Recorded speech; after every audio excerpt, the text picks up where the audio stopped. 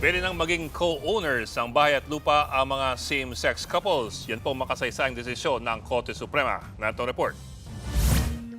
4 na taon nang magkarelasyon at magkasama sa iisang bubong ang LGBTQIA+ couple at social media content creators na sina RC Silvestre at Teacher Christine Joan Hinanay o mas kilala bilang Teacher Shaz. May naipundar na rin silang iba't ibang property. Sa lahat daw ng gastusin sa bahay at sa kanilang assets, 50-50 sila. Meron din po kaming business na real estate po. Nagpaparent po kami ng mga properties po namin. Yung properties po namin, Meron po kaming multiple na houses. kahit po yung down payment, 50-50 po 50-50 talaga kami.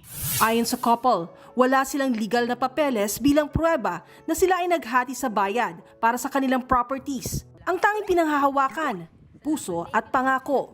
Hindi po natin masasabi ang future. Ang point ko dun kasi halimbawa, though hindi natin hinihingi and hindi naman natin minamanifest na may something na mangyari sa ating, maalin sa ating dalawa, di ba? So, saan mapupunta yung properties natin? Kaya naman isang makasaysayang desisyon ang inilabas ng Korte Suprema. Kinilala ng Supreme Court na pwedeng maging co-owners ng ari-arian ng same-sex couples basta may patunay ng aktwal nilang ambag. Alinsunod ito sa Article 148 ng Family Code na sumasaklaw sa mga mag-partner na hindi pwedeng magpakasal pero nagsasama. Sa dinisisyon ng kaso, 2 babaeng magka-live-in ang bumili ng bahay at lupa sa Quezon City. Nakapangalan sa isa ang titulo at 2 silang nagbabayad. Pero naghiwalay ang mag-partner at umabot sa Korte Suprema ang usapin sa bentahan ng property.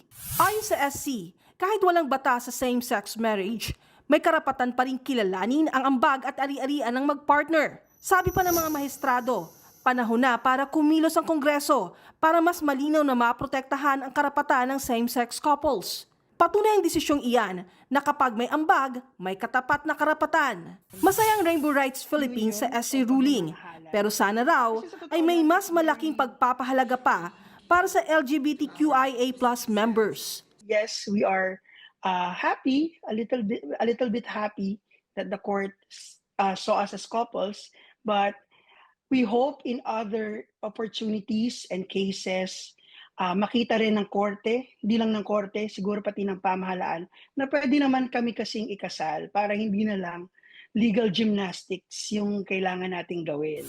Nagbabalita mula sa Frontline, Malu Echeverria, News 5. Mga kapatid, Ed Lingaw po, maging maalam at may pakialam sa mga napapanahong balita sa ating bansa.